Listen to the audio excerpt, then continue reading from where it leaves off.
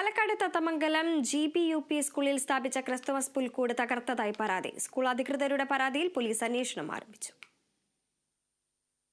നല്ലേപ്പള്ളിയിൽ Christmas ആഘോഷം തടയാൻ ശ്രമിച്ച VHPക്കെതിരെ പ്രതിഷേധം കനക്കുന്നതിനിടെയാണ് തത്തമംഗലത്ത് സമാനമായ മറ്റൊരു സംഭവം ഉണ്ടായത്.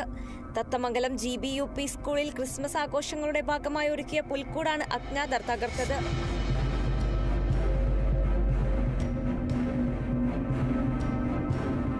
വെള്ളിയാഴ്ചയാണ് ക്രിസ്മസ് ആഘോഷത്തിന്റെ ഭാഗമായി സ്കൂളിൽ പുൽക്കൂടും ക്രിസ്മസ് ട്രീയും സ്ഥാപിച്ചത്. ക്രിസ്മസ് ആഘോഷത്തിൽ പങ്കെടുക്കാത്ത കുട്ടികൾക്ക് അവധി കഴിഞ്ഞു വരുമ്പോൾ കാണാമെന്നതിനാൽ പുൽക്കൂട് എടുത്തു മാറ്റിയിരുന്നില്ല. 2 ദിവസത്തെ അവധിക്ക് ശേഷം തിങ്കളാഴ്ച സ്കൂളിലെത്തിയ അധ്യാപകരാണ് പുൽക്കൂട് തകർത്തതായി കണ്ടത്.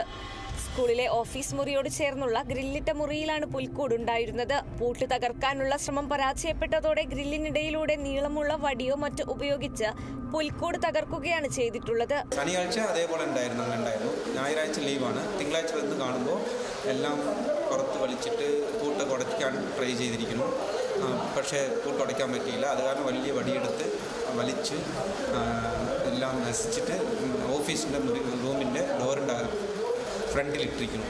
ഈ നിലയിലാണ് ഞങ്ങൾ കണ്ടത്. Kerala vision news, Palakkad.